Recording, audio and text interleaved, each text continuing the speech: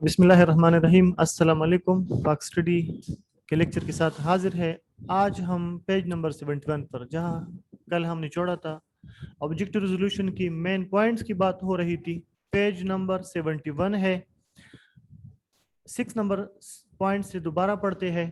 ये ज़रा जल्दी में पढ़ता है, दोबारा एक्सप्लेन करते हैं। आप लोग डेट लेके आज के 8 मई का और बुक ओपन करें, वर्ड हाईलाइटिंग भी करें, मीनिंग्स भी साथ साथ लिखते जाए। जितनी भी इंपॉर्टेंट नेम है, डेट है, वो हाईलाइट करते जाए।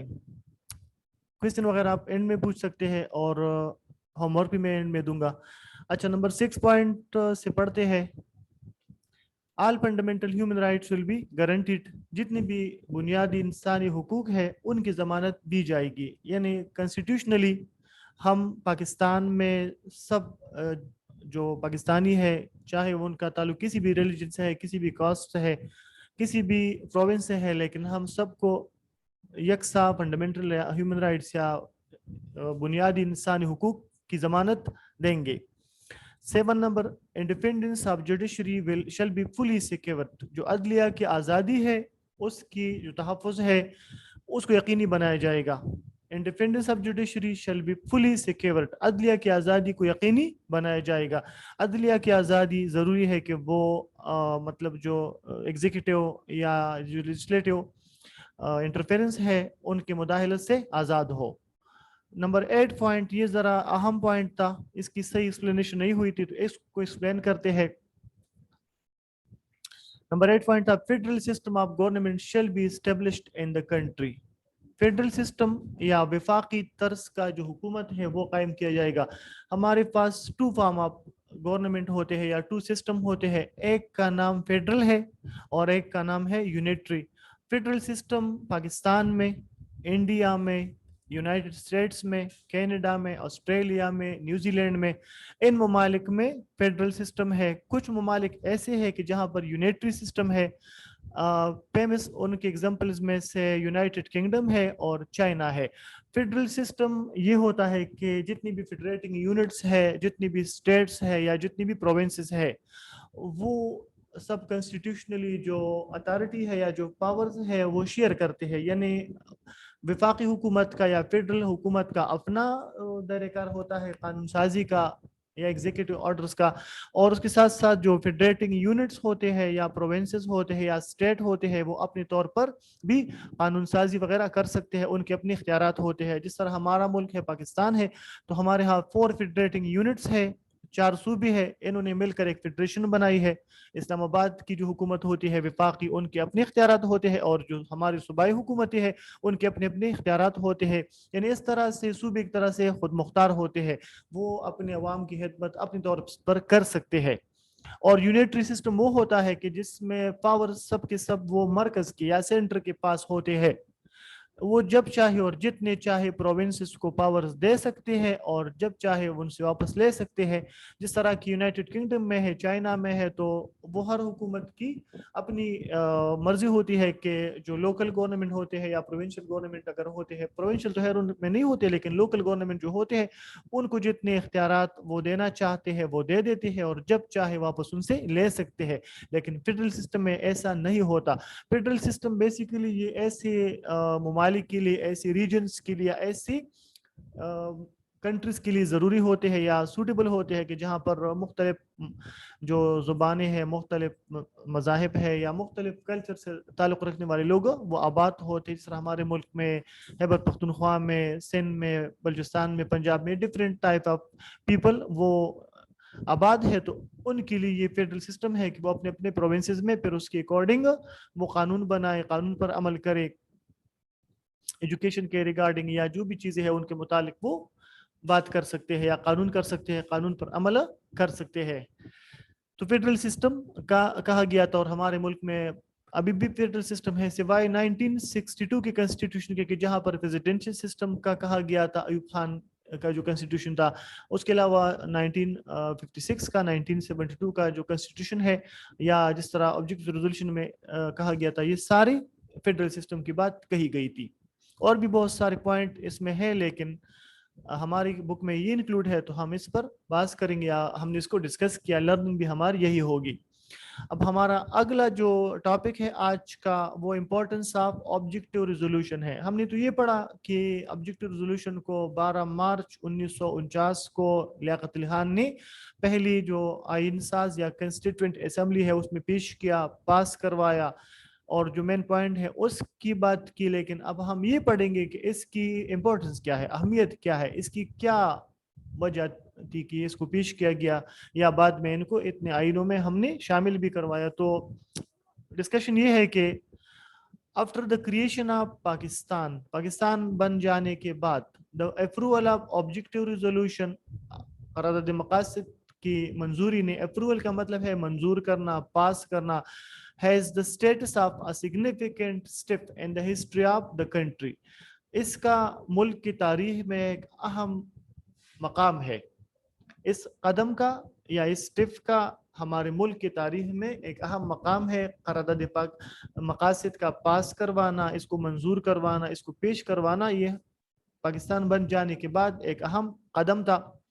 Its importance is due to the fact، اور اس کی جو اہمیت ہے وہ اس حقیقت کی وجہ سے ہے that it remains the basis of all the successive constitutions framed later on.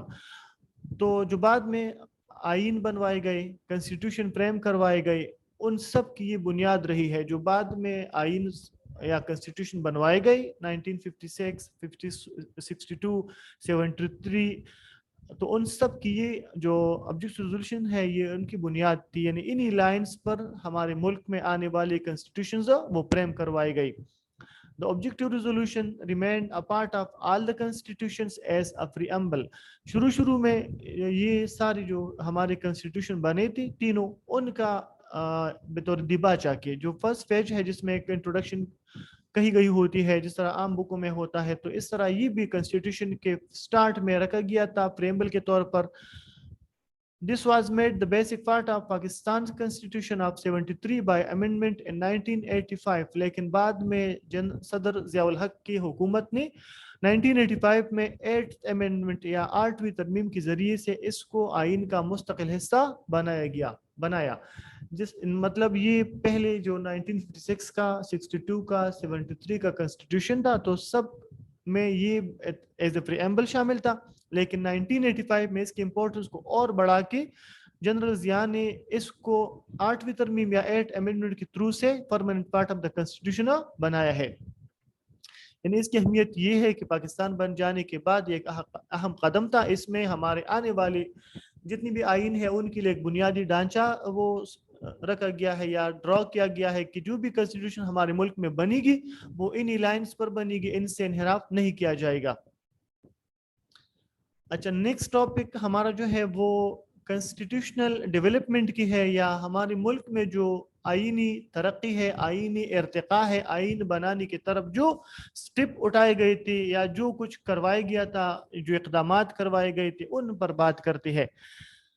جس طرح ہم نے پہلے ذکر کیا تھا کہ ہمارے ملک میں جو فرسٹ کنسٹیٹیوشن تھا وہ 1956 میں بنا تھا چودھری محمد علی کی وزارت عظمیٰ میں اور اسکندر مرزا کی گورنر جنرل شپ میں. تو ان 1947 سے لے کر 1956 تک کا جو 9 سال کا عرصہ ہے، ان میں کیا اقدامات کروائے گئے تھے؟ پہلے آئین کے بنانے کے لیے، بس کنسٹیٹیوشن کے فریم کرنے کے لیے کیا اقدامات، کیا کام کیا گیا تھا یا کون سے اسٹیپ لیے گئے تھے؟ تو پہلی بات تو یہ ہے کہ پاکستان بن جانے کے بعد 11 اگست 1947 کے دن پہلی جو آئین ساز اسمبلی تھی یا کنسٹیٹیوشنل اسمبلی تھی اس کی اجلاس بلائی گئی. پہلے اجلاس کی صدارت وہ جوگندر ناتھ منڈل نے کی. اگرچہ جوگندر ناتھ منڈل نان مسلم تھے، ہندو تھے، لیکن مسلم لیگ کے ممبر تھے، قائد اعظم کے ساتھی تھے، تو اس کو پہلے اجلاس کی صدارت کا موقع دیا گیا. پہلے ہی اجلاس میں محمد علی جناح فاؤنڈر آف پاکستان اور first governor general of Pakistan کو کنسٹیٹیوشن یا کنسٹیٹیوئنٹ اسمبلی کا پریزیڈنٹ بنایا گیا. اس کے دور میں بھی کچھ کام کیا گیا لیکن ان کی زندگی مختصر رہی پاکستان بن جانے کے بعد، تو ان کی زندگی میں آئین نہ بن سکا. پھر لیاقت علی خان کی حکومت تھی، اس کے بعد خواجہ ناظم الدین کی، اس کے ساتھ ساتھ پھر محمد علی بوگرا کی، چودھری محمد علی کی، اور آخر کار چودھری محمد علی کی پریمیئر شپ میں یا وزارت عظمیٰ میں آئین بن گیا. لیکن اس درمیان جو اقدامات کروائی گئی, جو کوششیں کروائی گئی, اس پر بات کرتے ہیں.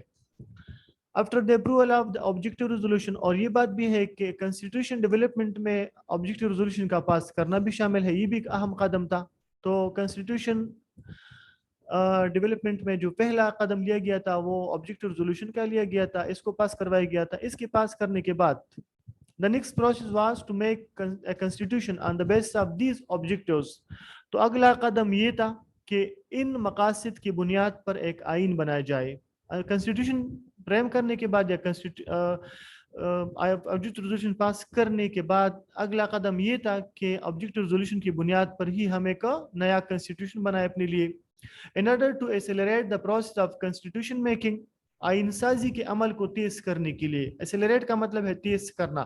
In order to make the process of constitution making, آئین سازی کے عمل کو تیز کرنے کے لیے different committees were formed, تو مختلف کمیٹیاں بنائی گئی. جس طرح ہماری پارلیمان میں مختلف کاموں کے لیے مختلف کمیٹیاں بنتی ہے, وزارت داخلہ کے لیے, وزارت دفاع کے لیے, انٹرنل نارکوٹکس کے لیے, کشمیر کے لیے, تو ایسی ہی اس وقت بھی مختلف کمیٹیاں بنائی گئی تاکہ وہ سفارشات پیش کرے, سفارشات کو دے کے اپنی تجاویز دے دے. One of the committees was named as Basic Principles Committee. تو ان میں سے ایک کمیٹی جو بنی تھی پارلیمان کے ممبران کی, ان کا نام تھا بیسک پرنسپلز کمیٹی یا بنیادی اصولوں کی committee. One of the committees was named as Basic Principles Committees. انہی کمیٹیز میں سے جو کمیٹیز بنی تھی ان میں سے ایک کا نام تھا Basic Principles Committee یا بنیادی اصولوں کی committee. This committee submitted recommendations one after another but were rejected.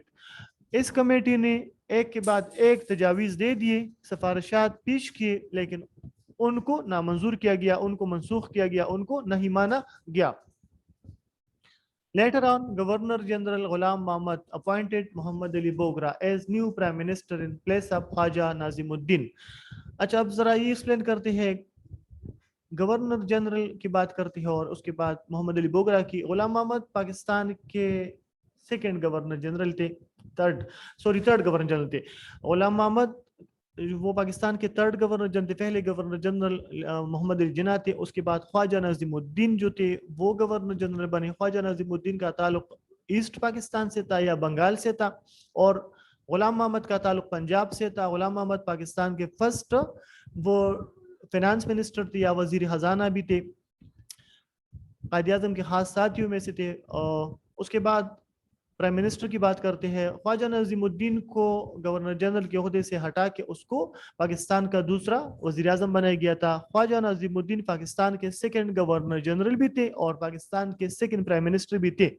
یعنی محمد علی جناح کی وفات کے بعد وہ گورنر جنرل بنے, اور جب لیاقت علی خان کی وفات ہو گئی تو اس کے بعد وہ وزیر اعظم بن گئے تھے. The new prime minister gave a new formula which is called as Muhammad Ali Bogra formula. خواجہ نظیم الدین کے بعد جو پرائم منسٹر بنے تھے محمد علی بوگرا, اس نے اپنی طرف سے ایک فارمولا پیش کیا, آئینی فارمولا, جس کا نام اس نے محمد علی بوگرا فارمولا رکھا. اس فارمولے کے ذریعے سے ایسٹ اور ویسٹ پاکستان میں جو سیٹس تھی پارلیمان کی یا پارلیمنٹ کی جو سیٹس کی تعداد تھی اس کا تعین کیا گیا, اور اس کے ساتھ ساتھ جو گورنر جنرل اور پرائم منسٹر کے پاورز کی بات تھی وہ کر دی گئی تھی.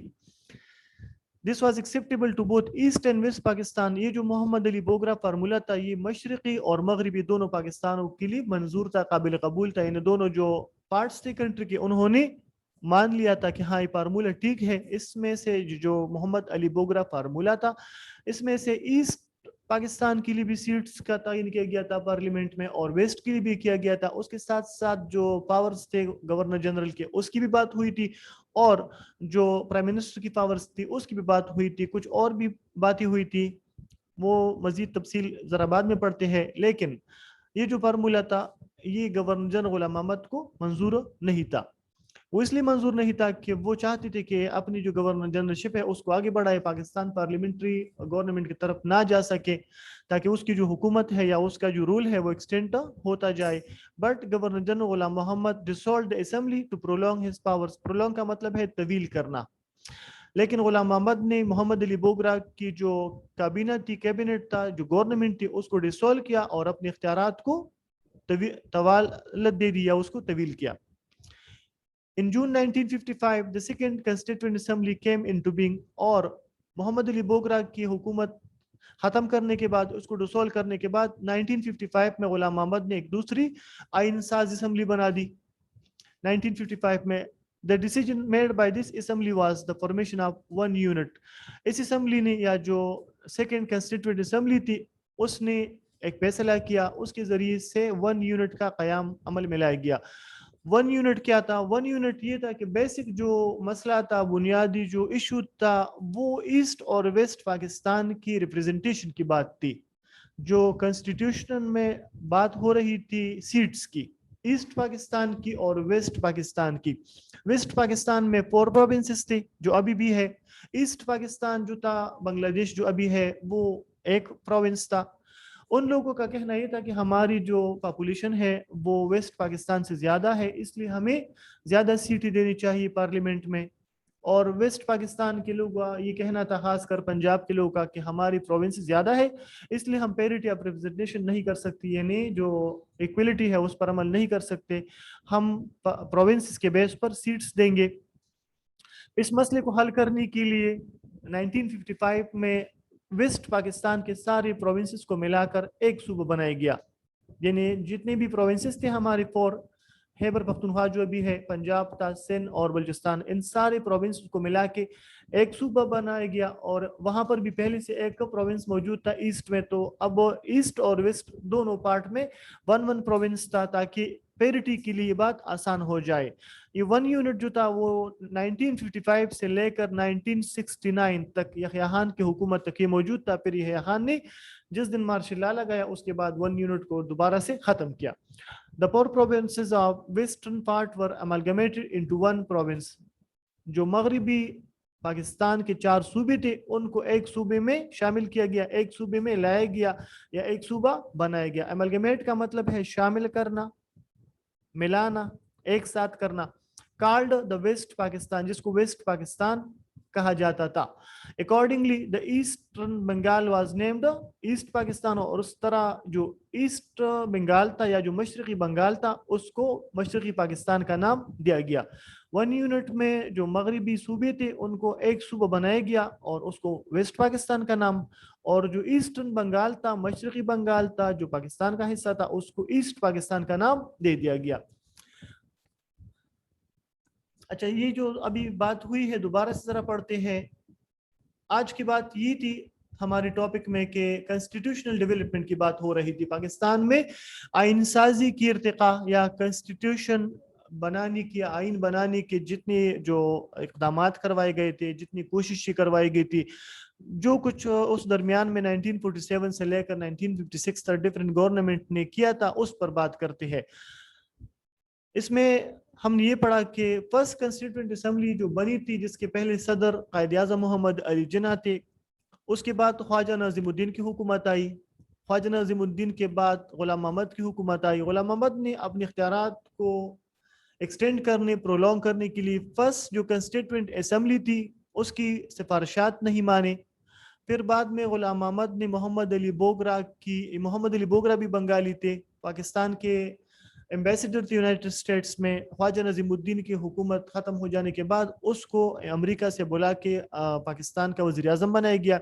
मोहम्मद अली बोगरा ने एक फार्मूला दिया, मोहम्मद अली बोगरा फार्मूला के नाम से, लेकिन गुलाम अहमद ने उस फार्मूले को भी नहीं माना और मोहम्मद अली बोगरा की हुकूमत को ख़त्म करके उसको दोबारा अमेरिका में पाकिस्तान का एम्बेसडर बना दिया, और उसकी जगह चौधरी मोहम्मद अली को जो पंजाब से ताल्लुक़ रखते थे, उसको पाकिस्तान का नया वज़ीर आज़म बनाया। सेकेंड कंस्टिट्यूएंट असेंबली वजूद में आई और उनसे कहा गया कि आप आइन साजी के लिए तजावीज़ दे दें। सेकेंड कंस्टिट्यूएंट असेंबली का सबसे अहम काम वो ये था कि उन्होंने ईस्ट और वेस्ट पाकिस्तान के दरमियान डिस्पैरिटी ख़त्म करने के लिए, पैरिटी लाने के लिए, या जो इशू था रिप्रेजेंटेशन पर, उसको ख़त्म करने के लिए ईस्ट और वेस्ट में एक एक प्रोविंस बना दिया। यानी वेस्ट की जो 4 प्रोविंसेस थे उसको मिला के 1 प्रोविंस का नाम दिया, उसको वेस्ट पाकिस्तान कहलाया गया। इसको हम 1 यूनिट कहते हैं। फिर चौधरी मोहम्मद अली की प्राइम मिनिस्टरशिप में या प्रीमियरशिप में जो हमारा फर्स्ट आइन था वो बना था। अब नेक्स्ट टॉपिक हमारा वो कॉन्स्टिट्यूशन ऑफ 1956 की बात है। 1956 کا کنسٹیٹیوشن یہ پاکستان کا فرسٹ کنسٹیٹیوشن ہے. یہ بہت زیادہ کوشش کے بعد, بہت انتظار کے بعد, بہت زیادہ ایفرٹس کے بعد وجود میں آیا تھا. 23 مارچ 1956 کو اس کو ملک میں امپلیمنٹ یا انفورس کروایا گیا تھا, نافذ کروایا گیا تھا. اسی کنسٹیٹیوشن کے تھرو پاکستان کا جو گورنر جنرل تھا سکندر مرزا, وہ پاکستان کا فرسٹ پریزیڈنٹ بن گیا. یعنی پاکستان جو تھا وہ ایک پارلیمانی اور ایک ڈیموکریٹک کنٹری کی طرف کے راہ پر گامزن ہوا تھا. The Constituent Assembly accelerated the process of constitution making under the guidance of new Prime Minister Chaudhry محمد علی. جو آئین ساز اسمبلی تھی انہوں نے نئے وزیر اعظم چودھری محمد علی کی رہنمائی میں آئین بنانے کا جو عمل تھا, جو کام تھا, اس کو تیز کیا. At last, the first constitution of the country was enforced on 23 March 1956. اور آخرکار پاکستان کا جو پہلا آئین تھا وہ 23 مارچ 1956 کو ملک میں نافذ ہوا, اور اس طرح پاکستان جو تھا وہ ایک ریپبلک بن گیا, یعنی ایک جمہوری ملک بن گیا. ریپبلک کا مطلب یہ ہے کہ جہاں پر جو ہیڈ آف دا اسٹیٹ ہوتا ہے وہ الیکٹڈ پرسن ہوتا ہے. پہلے جو ہمارا سسٹم تھا وہ ریپبلک کا نہیں تھا, گورنر جنرل وہ نامزد ہوتا تھا, منتخب نمائندہ نہیں ہوتا تھا. لیکن آئین کے بعد, آئین آنے کے بعد یا آئین کے نفاذ کے بعد ملک جو تھا وہ ریپبلک کا بن گیا. It has 234 salient features. اس آئین کی 234 یا 234 خاص باتیں تھی, یا جو آرٹیکلز تھے وہ 234 تھے.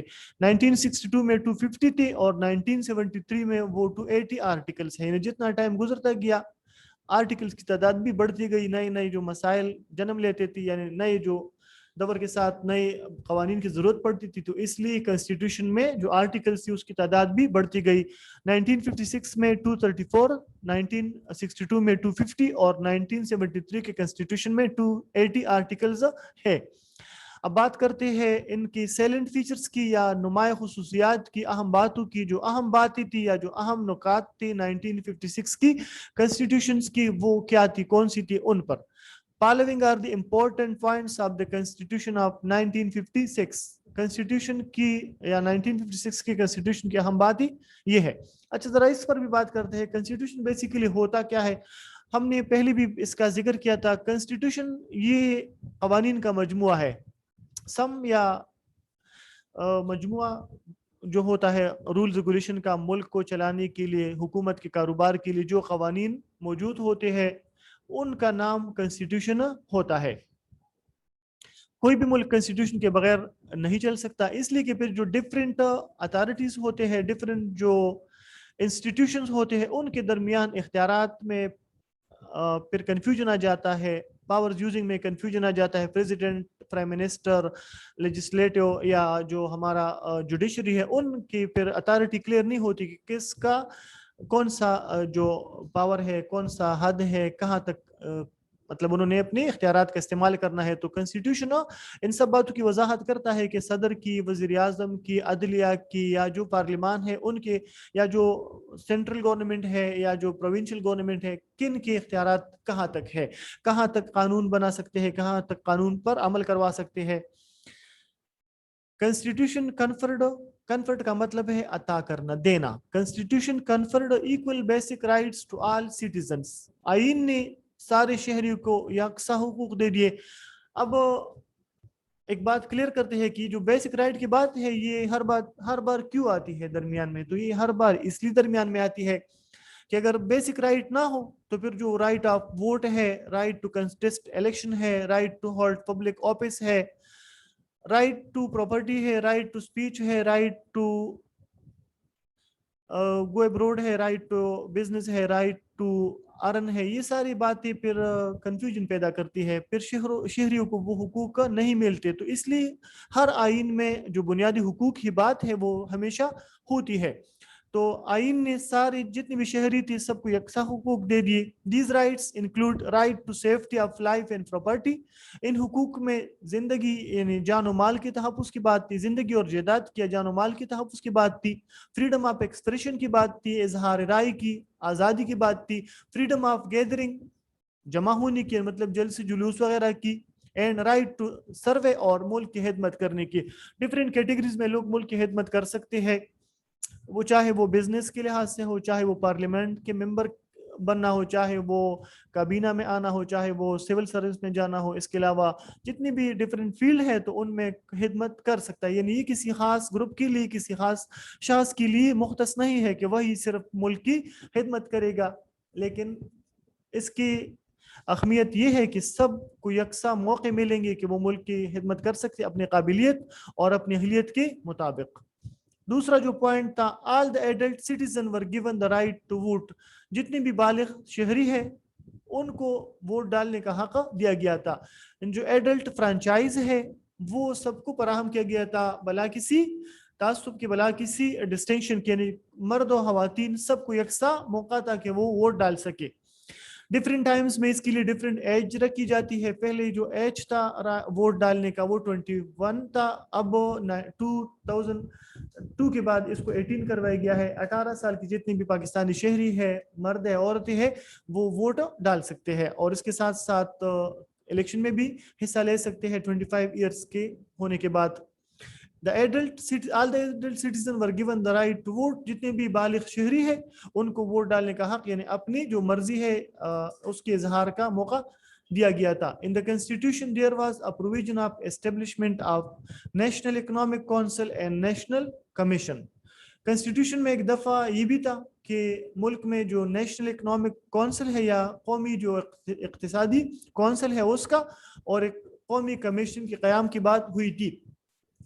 अच्छा, नेशनल इकोनॉमिक काउंसिल और नेशनल कमीशन ये क्या था? नेशनल इकोनॉमिक काउंसिल ये इक्तिसादी कमीशन थी, जिस तरह के national of common council of common interest की बात है अभी जो मौजूदा हमारे मुल्क में चलता है, ये मरकज़ के दरमियान और सूबों के दरमियान जो इकोनॉमी की बात है या डिफरेंट इश्यूज की सलूशन की बात है, फंड की तकसीम की बात है, रेवेन्यू की बात है, वो डिसाइड करते हैं। हमारे मुल्क में चूंकि बहुत सारी चीज़ें ऐसी हैं जो कि कॉमन है, जिस तरह अगर हम अपने रेवर्स की बात करें तो हमारे मुल्क में जो रेवर्स है वो भी तकरीबन पूरे मुल्क में सिवाय बलूचिस्तान के वो बहते हैं। रिवर इंडस की अगर मेन बात करें ये खैबर पख्तूनख्वा में, पंजाब में और सिंध में बहता है, तो इसकी पानी की तकसीम के बाद भी अगर इसके लिए कमीशन वगैरह ना हो तो फिर प्रोविंसेस के दरमियान और मरकज़ के दरमियान इसमें इत्तेफाकी की बात आ सकती है या इस पर जो इंटरफेरेंस वगैरह हो सकता है। लेकिन अगर इस तरह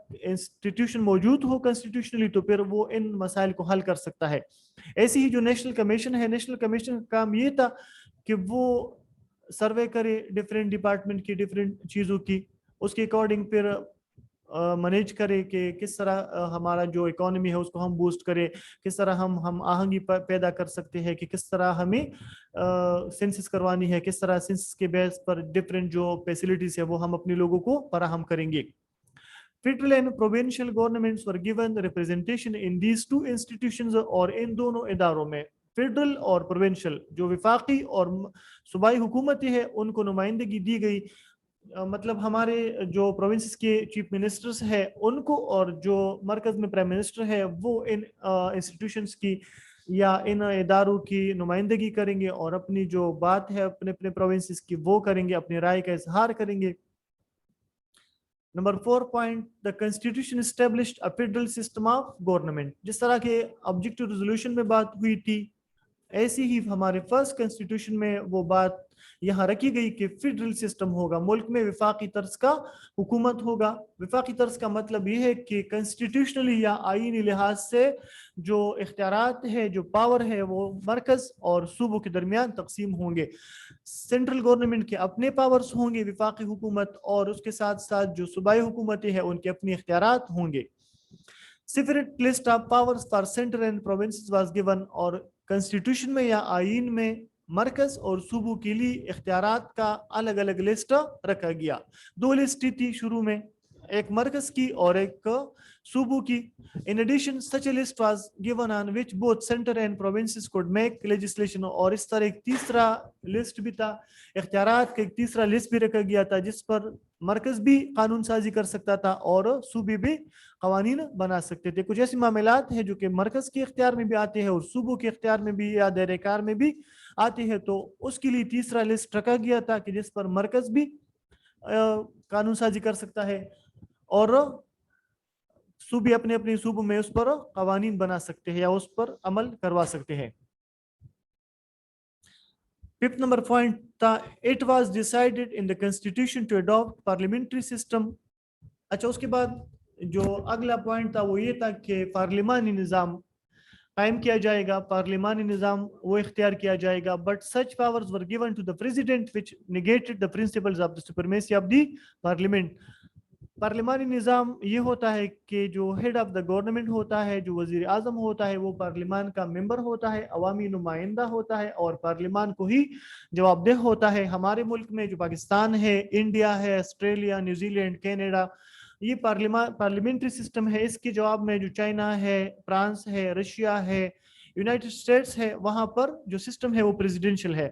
پریزیڈنسی سسٹم میں اگر پریزیڈنٹ پارلیمان کا حصہ نہ ہو تو پھر وہ پارلیمنٹ کو جواب دہ بھی نہیں ہوتا. جس طرح امریکہ کا صدر وہ کبھی بھی پارلیمان کو جواب دہ نہیں ہوتا. لیکن ہمارے ملک میں سسٹم یہ تھا کہ جو ہیڈ آف دا گورنمنٹ ہوتا ہے, وزیر اعظم, وہ پارلیمان کو جواب دہ ہوگا, پارلیمنٹ کے اجلاس میں شرکت کرے گا اور اپنی پالیسیز کی یا اپنی جو اقدامات ہے اس کی وضاحت وہاں پر کرے گا. لیکن اس کنسٹیٹیوشن میں مسئلہ یہ تھا کہ وزیر اعظم کے ساتھ ساتھ صدر کو کچھ ایسے اختیارات دیے گئے تھے کہ جس کے بعد جو سپرمیسی آف دا پارلیمنٹ تھی یا پارلیمان کی بالادستی کی جو روح تھی وہ متاثر ہوئی تھی, اس کی نفی کی گئی تھی. اصل میں بات یہ ہوتا ہے جو پارلیمانی نظام ہوتا ہے اس میں صدر یا جو ہیڈ آف دا اسٹیٹ ہوتا ہے وہ برائے نام ہوتا ہے, وہ صرف کنسٹیٹیوشنلی یہ دیکھتا ہے کہ گورنمنٹ جو ہے وہ کس طرح چل رہا ہے, کیا آئین پر عمل ہو رہا ہے یا نہیں ہو رہا. لیکن یہاں پر ہمارے ملک میں صدر کو ایسی اختیارات دی گئی تھی جو پارلیمنٹری سسٹم کی برعکس تھی یا جو پارلیمنٹری سسٹم کی نفی کر رہے تھے. President had the power to dissolve the assembly. سب سے اہم جو نقطہ تھا جو negation of the principle of supremacy of the parliament کا وہ یہ تھا کہ صدر کو ایسی اختیارات دی گئی تھی کہ وہ جب چاہے وہ پارلیمان کو وہ توڑ سکتا تھا, پارلیمنٹ کو ڈسولو کر سکتا تھا.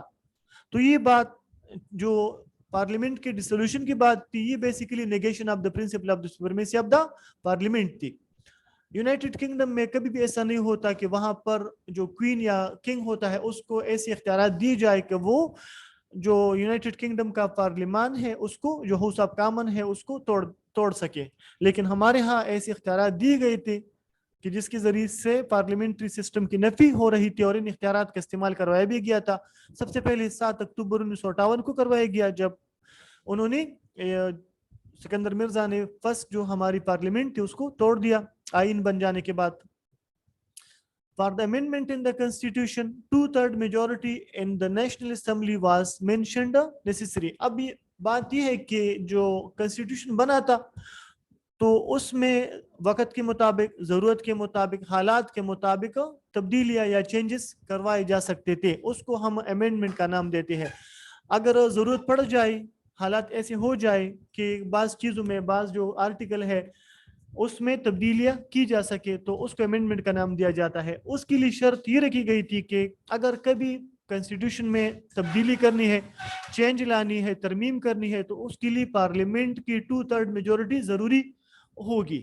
یعنی اگر 2/3 اکثریت منظوری دے دی کسی امینڈمنٹ کی تو پھر وہ آئین کا حصہ بن جاتا ہے اور آنے والے سالوں میں اس کے مطابق پھر حالات کے مطابق اس قانون کو عمل میں لایا جائے گا. جس طرح ہمارا 73 کا کنسٹیٹیوشن ہے تو اس میں ابھی تک 25 امینڈمنٹ کروائے گئے ہیں. جو 1973 کا کنسٹیٹیوشن ہے اس میں ابھی تک 25 جو ترامیم ہے یا جو 25 امینڈمنٹ ہے وہ کروائے گئے ہیں, جن میں نمایاں جو تبدیلیاں ہے وہ نیشنل اسمبلی اور سینٹ کی سیٹس کی جو تعداد ہے اس کو بڑھانا یا اس کے ساتھ ساتھ جو 58(2) بھی ہے جو صدر کا اختیار ہے جس کے ذریعے سے وہ آئین سوری جو اسمبلی ہے وہ توڑ سکتا ہے, تو اس کی کبھی انکلوژن ہوئی ہے, کبھی اس کو پھر دوبارہ سے نکالا گیا ہے.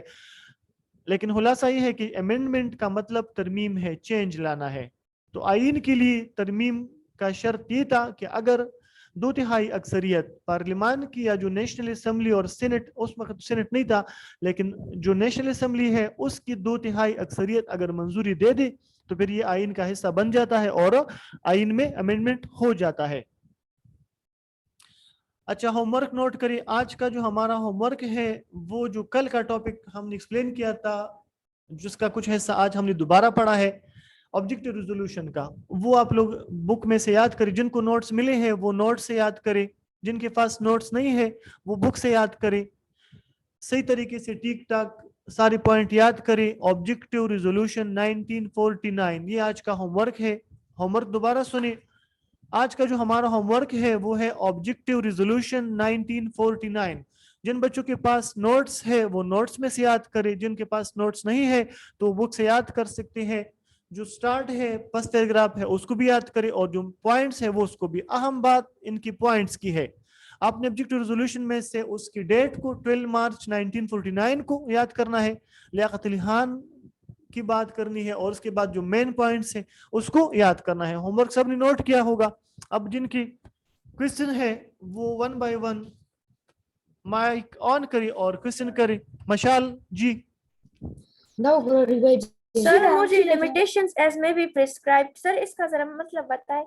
لمیٹیشن ایز میں بھی پرسکرائبڈ کا مطلب یہ ہے کہ جو حدود رکھی گئی ہے, جو قرآن میں جو سنت میں اسلام نے حدود رکھی گئی, حد بندیاں رکھی ہے, اس کے اندر رہ کر اپنے اختیارات کا استعمال کریں گے, ان حدود سے نہیں نکلیں گے.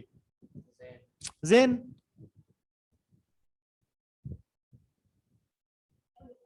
جی, زین پوچھیے جلدی سے. سر السلام علیکم. جی وعلیکم السلام. جی 19 کانسٹیٹیوشن کے بارے میں یہ پہلا یہ سینٹنس ذرا سمجھائیں. اچھا, فرسٹ سینٹینس یہ تھا کہ جو فنڈامنٹل رائٹس تھی یا جو بنیادی حقوق کی بات تھی وہ ہوئی تھی. 1956 کا کنسٹیٹیوشن ہمارا پہلا آئین تھا. اس کو 23 مارچ 1956 کو ملک میں نافذ کروایا گیا تھا. چودھری محمد علی کی وزارت عظمی میں بنا تھا, اور جو گورنر جنرل تھے وہ اسکندر مرزا تھے. اسکندر مرزا اس آئین کے بن جانے کے بعد فرسٹ پریزیڈنٹ آف پاکستان بن گئے تھے. اچھا جی, نیکسٹ سارا. Thank you sir. Excuse me, sir. یہ جو salient features of the Constitution of 1956 ہے, اس کا third point ذرا explain کریں. اچھا, تھرڈ پوائنٹ ذرا بتائیے کیا تھا. میں ایکسپلین کر لوں گا, آپ پڑھیں. In the Constitution there was a provision of establishment of National Economic Council and National Commission. جی جی جی سنیے. اچھا, اس کا مطلب یہ ہے کہ کنسٹیٹیوشنلی یا آئینی لحاظ سے 2 ادارے قائم کروائے گئے, 2 ادارے بنوائے گئے. جس طرح 1973 میں ایک نظریاتی کونسل ہے, یا جو ابھی 1991 میں ایک کونسل آف کامن انٹرسٹ بنا ہے, تو یہ وہی طرز کے انسٹیٹیوشن تھی. اسی کے مطابق ان کا کام یہ تھا کہ جو صوبوں کے درمیان اور مرکز کے درمیان جو مسائل ہے ان کا حل نکالا جا سکے.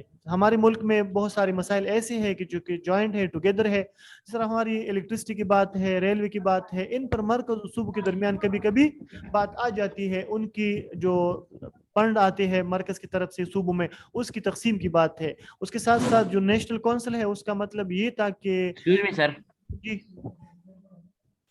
1 بائی 1 ایک ساتھ نہ آئے نا. جی جی, مریم, سیدہ مریم. Thank you, sir.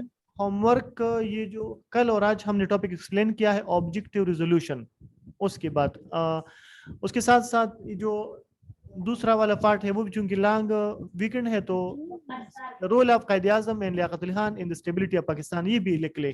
دونوں ٹاپک لکھ لے. Objective resolution 1949. Excuse me sir. جی زین بس ایکسکیوز می سر. جی جی سر جی, جی یہ آن لائن کلاس عید کی چھٹیاں کب ملے گی؟ کل سے کلاس نہیں ہے.